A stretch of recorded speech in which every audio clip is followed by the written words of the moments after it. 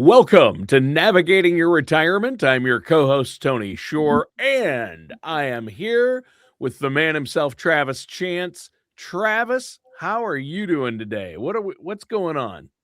Tony, I am doing well. I'm unfortunately for last week, full disclosure, I had flu B, so a bit under the weather. Excuse me. Still trying to recover a little bit, but working in the right direction. So we're doing well. We're getting into class season. Last week was our first class of the spring, and we're going to be back in Savannah tonight. We've got some in Pooler coming up, Bluffton, Statesboro. So yeah, we're gonna be all over spreading the good word. Wow. Wow. I didn't realize you had so many different locations where you did the class. I think that's fantastic because it's Well, very, very educational. it's But important to spread the knowledge, Tony. it is. That's what you do. I love it. I like Financial feel like education. I don't know if I know we sometimes get off on tangents, but did you ever watch the band the Last Waltz? Oh, He was for talking about sure. going Wh- to the tent shows, and Yeah. What a or great or movie. Levon Helm was Yeah. was talking about Sonny Boy Williamson, and he was talking about the end of days, and they got talking about the traveling minstrels, Yep. the old traveling what was it, revival, and they'd have Yeah, the the tent tent shows the and tent stuff. preachers. Yeah, I'm, Yeah. I'm taking my tent shows everywhere, Tony. We Yeah. got to we got to spread the word. You're like one of those traveling tent Yeah, preachers. we got Yeah. to we got to spread the word. So Yeah. Oh, The Last Waltz is great. The oh, it's band. terrific. Yeah, Yeah, the band, they were Dylan's band for a while, and, yeah. yeah. Ronnie Hawkins Yep. and Those guys yeah, were great. That's a really great movie. It's considered one of the best music documentary movies ever my made. opinion, 100% the best. Yeah. No, hands down. Yeah, I think most people would agree with that. Yeah, So, Travis, I know today we're talking about a topic that so many people put off, and that's what we're going to talk about is uh, nobody wants to think about their own demise. yeah. They're like, yeah, I'll get to it later. Yeah, I'll get to it later. We all think we're going to live forever, or we just put it off. It's funny when it comes to planning for your estate and your legacy, people put that off because we don't ever think of our own demise. We think we're going to live forever. It makes But us. It makes us give a real second thought to our own mortality, and it yeah, makes us focus on something that you just don't want to do. I mean, and I get it. yeah. It's. I mean, I don't. I don't like going and sitting in a dentist chair for an hour, right? No. But you do it 2-3 times a year because you want, number one, you want to make sure your pearly whites are sitting there, and they're functional, number one, but they're still pretty, number two. It's something you just do, right? Right. It's something you devote the time. You pay somebody to do it, and Yep. unless you do it like Tony and you take some tree bark and you do a little scrubbing periodically, but like they did in the old days. But yeah, I mean, it's just something you do. It's painful sometimes, but in the long run, it's for your benefit and the Right. benefit of others. So Right. it's no different than your estate plan. But a lot of Right. times that thought of sitting in that chair, and yeah, most people just I'll get to it later. I'll do it when I can. So Yeah. because they're like, I'm gonna live forever. But Right. It's unless you funny ask them. because people say, Travis, I love how people are, and we're all like this. This is so funny. When it comes to planning your estate and your legacy, people are like, I'm gonna live. I'm not gonna need to worry about that now. Yeah, I've got a long time. But when it comes to saving for retirement, people are like, oh, I'm not gonna live that long. yeah. I don't need to worry about Or that. Social Security. Yeah. It's like, well, should we talk about your plan for Social Security? Well, I mean, I don't have one. I'm going to draw at 62. Why? Because I'm not going to live that long. I want to get all the money I Yeah. can. Yeah. Okay, well, then if you're going to pass that soon, then shouldn't we talk about your estate plan? Nah, I'm going to live forever. Yeah. See? You're going to be right on one of those. Or somewhere in the middle, right? How can people be both at the same time? But we are. I The mean, you've seen duality it. of man, Tony. I don't know. The Our own duality of hubris. man. Yep. Call it what you will. Yeah. But anyway, so the topic for this morning, it's something that's been on my mind for quite some time. And this is honestly and truthfully, this is not a client situation. Mm-hmm. This is from a loved one situation, because we have friends wow. of ours that parents have passed away, and we're going to talk about everything, but I'm seeing it play out in real time, and I want to give my guidance. I want to give my counsel, but sometimes they just don't ask and they don't want it. Right. And they're like, we're going to figure it out. It just, it is what it is. We'll walk our own path. That's fine. But I think there's a learning experience there. So obviously we're not going to mention names to protect the innocent. However, I do think it's good information and it's good fodder for you guys to listen out there and to learn from, because, and I'm just going to kind of set the stage, let's talk about estate planning. We'll get to them in just a moment, but let's talk about estate planning in general. Sure. Folks, nobody wants to talk about it. And I get it. It is so easy to say and so hard to do, right? We think that we have everything tied up and buttoned up and it's going to just go to whoever, but in a lot of cases it doesn't happen. You'd rather alphabetize your spice rack, or update your iPhone software, or go to a 4-hour timeshare presentation than truthfully sit down and craft a carefully thought out estate plan. It happens. But if you don't have an estate plan, Tony, you technically have one, because it's just written by your state legislature, not by you. And the government, the courts will figure it out. They're going to have a path that you're going to walk, or your estate's going to walk, whether you want to or not. So why not be intentional?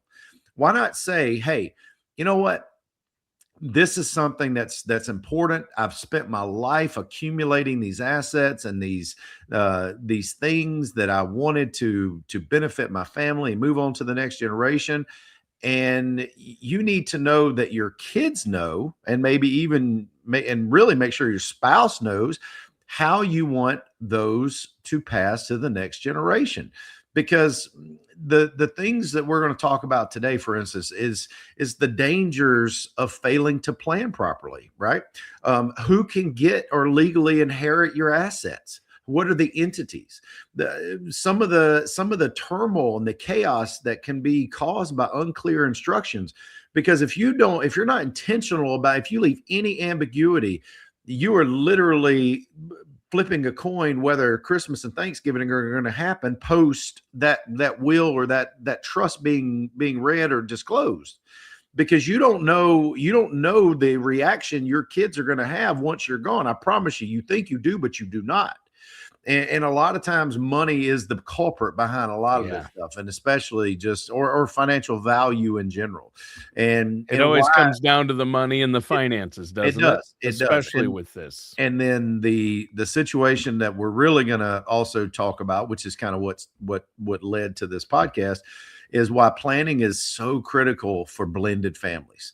Because when you have obviously children that may have grown up together, right? Maybe there was a situation where husband and wife, they were married previously, short time, didn't work out. They came together maybe in their 30s or 40s, and they had small kids, and then they all came together. Maybe there was a kid shared in the middle, and now you got the husband's children from previous marriage, the wife's previous marriage, and then you got one together. I mean, that's a pretty intricate woven family tree, so to speak, right? So it's really important to think about all those things, because they can happen, right? And there's no blueprint out there. It's not like you can say, okay, this is what I'm going to do because this is what I bought off Susie Orman or Dave or whoever, this has got to be unique to you, right? Because estate planning really isn't about your death.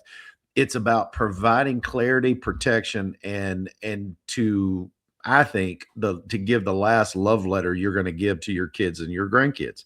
Right. So I think that's a great topic, and that's what we're going to talk about this morning a little bit more in depth. So Yeah. Well, you don't want your legacy to become a lawsuit, like the title of the show that you gave a great title for the show today, because people put off estate planning, then it goes to the courts. And that's what happens. That's what we want to avoid. So let's talk about that. How can we So avoid that? let's talk about why. What Okay. happens if you don't plan? Okay. Okay. Let's just start there, Okay. because, or maybe you might say, you know what, Tony, I don't have enough assets to need an estate plan, right? Right. I hear that so many times. Yep. And really what a lot of times that boils down to is maybe that person has just never sat down and put pen to paper, and they have not taken everything and put it in a neat format, or started to do the math. Because let's face it, okay, a lot of times, maybe not always, but let's say that they own a house, right? Right. Well, that home has value. Sure. Bank account, what about what's in your checking, your savings, your Mhm. CD? Maybe you got a CD over here, you got a checking over here, you got this, that, and the other. Chances are you look at those individually and you're like, no, they don't add up to a whole lot. But then when you actually put them in a calculator, you're like, oh, that's Yeah. pretty significant. That's real money. What Yeah. about your vehicle? Your vehicle, even though it's a depreciating asset, it's going to have a value. Right. Your retirement account. What if you have a small business? If you don't, especially with a business, if you don't have a continuity plan, then chances are you may be correct. You may not have a whole lot of value because you may be the business. Some of us face that, every day. You have to figure out how to make sure that business is going to retain value so that you can liquidate it or move it on to the next generation so that it does carry its value.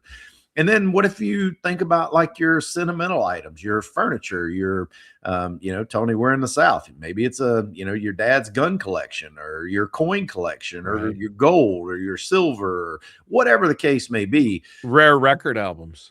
Rare record albums like Tony, right? Right. Right. But you need a plan, right? Right. When someone dies without a will, it's called dying intestate. Mm. And when that happens, your state really has the formula for distributing your assets, but it's not customized. It's not thoughtful. It's not based on any real family math. And the math does not care about your family dynamics. So, what can happen is your spouse may not automatically receive everything. Right. I mean, just because Right. they are your spouse, technically, a lot of cases that happens, but it doesn't mean that they automatically do. Minor children, they can receive assets outright at 18, right? So maybe if they're too young in the beginning, they may get them in a couple years. Or what if at 18 they're not ready for those assets, Tony? That could actually hurt them or hinder them more than it could help them. Right. Your court, whoever your probate judge is, or your court, they could appoint someone that maybe you didn't want to. Maybe you turned an in-law to an outlaw, all right? Because maybe you didn't want that person to be in serving in that capacity, but the court says, hey, they're the perfect person.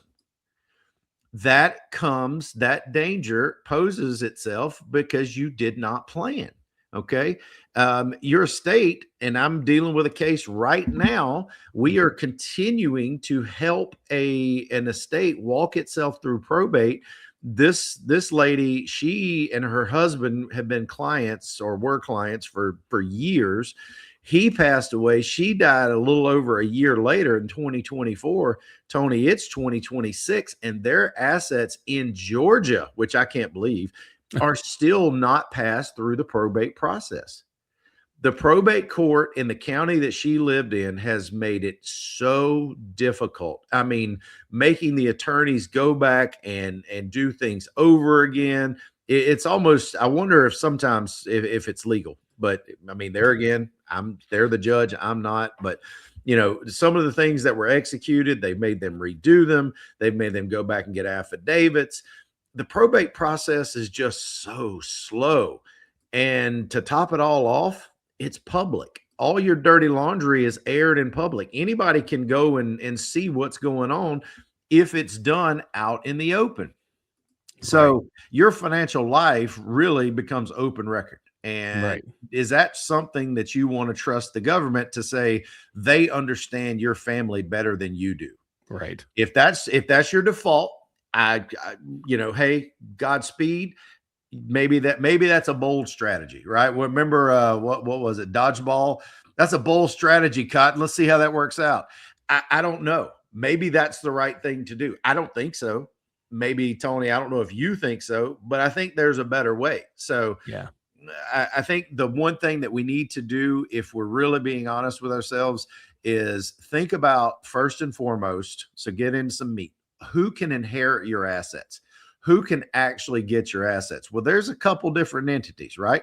You have your relatives, your loved ones, your family, right? Those usually are individuals. Usually, you want to name them. Yes, you can leave money to a minor, but technically, a lot of times, if you don't do it in some kind of mechanism like a trust, uh, minors are not really going to be able to have access to that by themselves until they're 18. Right. So what's going to happen? If you leave it to a minor child, then whether it's your spouse or whether, God forbid, you and your spouse pass away simultaneously, it could be a cousin, it could be an aunt, it could be an uncle. Someone's going to have to manage those assets until that child becomes 18 and gains full access. So you might not want them to do that. And I was thinking about this the other day. You probably, if you think about it, Tony, whenever your kids first turned 16, when they asked for, say, hey, Dad, can I borrow the car? You were like, Yeah, not so much. I don't think so. But you trust them. You Sure. trust them by you not having a plan to inherit hundreds of thousands of dollars in some cases. You wouldn't let them borrow the car, but you're willing to let them, gain access to that level of funds. How do you think that's going to work out? You were worried about a fender bender. What do you think kind of damage is going to happen whenever you give unlimited funds to a child that's not developed? Oof. That's going to cause a problem. Yeah. Tony, trust. Those are types of assets that can also, maybe you don't want to leave an individual or a loved one the assets. Maybe you need to use a trust. A trust is literally, just think of it this way. It's an entity that you're going to set up ahead of time where you're going to give the asset to that trust and leave the trust with instructions on how to administer your assets. Yes. That is essentially what it is. Now that you Yep. can get more complicated and you can do spousal access trust, you can do separate property trust, you can do Q-tips, you can do all kind of stuff, right? Crats. There's thousands of different variations. However, Sure. the basic premise is you're leaving it to an entity to inherit so that they can administer. And essentially, I hate to say this, but it's the truth. You can actually rule from the dead, because your wishes are what's going to determine how those assets are administered. Right. And whomever the trustee is has a legal obligation to abide by your trust instructions. So it's like when they receive it, how they receive it, and under what conditions they receive it. And you could always do things like, especially if it's a non-IRA trust, you could do, say you give them a third at 25 and you do a third at 30 and a third at 35, or, during the say your kids are younger and you say, hey, I'm also going to put in there a HIMSS provision, right? Health, education, maintenance, support, things that they can pierce that trust for to have access to those funds, because it really just provides guardrails to keep things honest. Yeah. Because that's the key, right? We want to make sure there's exactly your wishes are being followed and there's as little monkey businesses as possible. Plus, you might have a child or a grandchild you want to leave money to, but maybe they've struggled with an issue or another, or they can't handle money, or they're a little flighty. So, Right. you have 5 kids. One of them might be a black sheep. You don't want to say that. We all love our children and all of them hopefully equally, but you never know. And so you might say, okay, we're going to need to dole this money out. You don't, if somebody, I'll tell you what, when I was 21 or 19 or 20, 21, early 20s, if somebody had left me $200,000, let's say, I'd probably be dead in a ditch somewhere. I mean, you can't, I would have spent it for sure and probably gotten into trouble with it. Some people just aren't mature enough to handle that. So a trust will fix that, right? You can hurt them more than you can help them. Yeah. You're going to hurt your kids more than you're going to help if you just leave them money. And if they've got a small, and this is going to sound terrible, but it's the truth. But you're going to say it anyway. I'm gonna say it anyway. If they've got a small substance abuse problem while you're alive, they're going to have a large substance abuse problem whenever you pass. Unfortunately, that is the case. You're going to leave them resources, and I'm sorry, I've seen it happen. You're going to leave them resources that they were not given access to while you were alive. You were there to provide guidance. That person is now potentially not going to have your guidance or like guidance, and yet they're going to have the capability to basically go out and do whatever they want. That's not a good recipe, right? No. But that's the negative. The good is you could certainly have, children that can handle this. It's life-changing. It's generational. There are good and bad situations, right? But I will say this is one of the best things I've ever heard. So I actually heard a physician one time whose children were in medical school. He said, I am not going to leave my kids with this amount of money without any structure, because I don't want to rob them of their initiative. Because it is so much easier not to have 10 years in, medical school and 10 years of, going in for clinicals and, rounds and all that stuff. I mean, think about what that does is if you do give them unfettered access, you are essentially giving them the choice of, if I don't work, I'm okay. If I do work, I'll be even better. I think I'll probably not work. Not always, but that's also something that could happen. Yeah. And you don't want think about. Yeah, and you don't want that. And here's the deal: the trust. People think, oh, I don't have either. Maybe people think I don't have enough money for a trust, or even if you have a lot of money, you think, well, I'll spend this money on a trust. That's just a way of attorneys. They just want to get me to spend money. I'll tell you what, a trust is really inexpensive compared to probate court, attorney fees, and the problems you'll leave your children with if you don't have one set up. I think a trust should be called a don't trust. A don't trust. You don't trust the legal process is going to work to your kids' favor. You don't trust that the people around them are going to help them make good decisions, or you don't trust that the little blinking light over here in their peripheral is going to be leading them to the right decisions, right? Because you take a lot of that out of the equation whenever you say you can have access, but you can't have but this much access. But it's going to be over a period of time, and we're going to make sure that you're going to be taken care of for years. Tony, I have got a lot more material. We may do the part 1, part 2 on this. So let's finish up today, and then we'll get into next week on the danger of unclear instructions and all that stuff. But let's finish up on the entities that can inherit your assets. Number 4, charities. Okay. Right. I mean, and you think about it, we go through life and we want to leave assets. We want to do good work, whether it's a charity, a university, a nonprofit, a foundation. But you need to think about, folks, how are you leaving your funds? And let me give you just a few tidbits on this. If someone came to me, Tony, and said, Travis, I've got, X amount in after-tax money, like individual stocks, like they've held Apple or Google or Facebook or whatever for years. And then you've got another bucket of money over here that's pre-tax and IRA, 401k. And then you got a little bit of Roth over here because they've done some Roth conversion. They heard this really loud guy with a beard talking on the radio for years about doing radio or Roth conversion and the benefit of tax planning.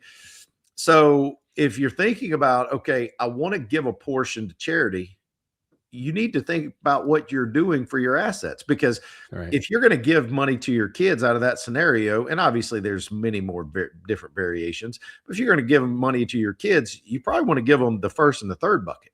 The Right. first bucket, you can capture a step up in basis, means should be no tax. It depends on how large it is. Maybe estate tax comes into play, but that's $30 million for a couple.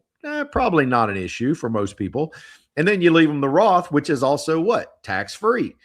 But the middle bucket, that's, in my opinion, that's prime real estate for charities, for churches, for universities, foundations. Why? Because these are going to be 501c3 entities, which do what, Tony? They pay no tax. Right. Tax free. So all of that pre-tax money, instead of leaving it to your kids, don't leave the church, charity, or et cetera, your Roth or your after-tax money.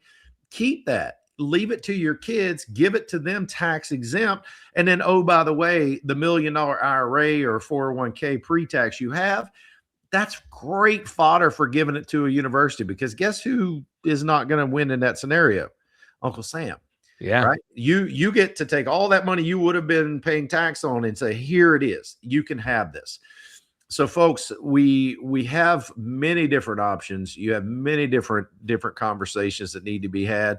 And then the last, Tony, and I'm gonna end with this. If you have family businesses or partnerships or LLCs, that's another thing that you need to really think about, how you're passing to the next generation, because what you don't want to do is leave a company and leave maybe that company in an illiquid position whenever, and it has to be sold for pennies on the dollar to be able to pay the taxes or to be able to pass to the next generation. So the estate planning, the main point of this whole story is this, folks. If you don't have a plan, the federal and the state governments have one for you. So my advice to you would be what?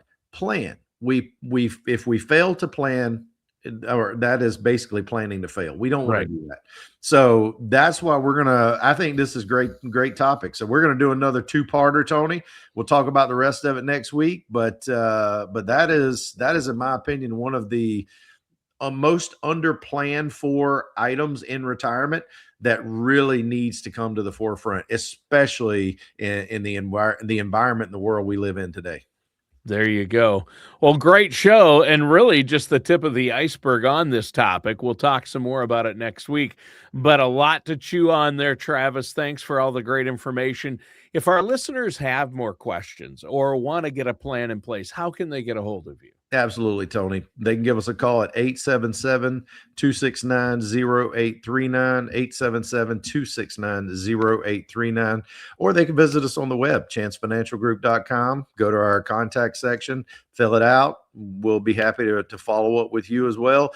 And don't forget, the classes that we are currently teaching, that could be some information that could be life-changing. Right? Yeah. Because these are maybe conversations and questions that maybe you just never knew to ask.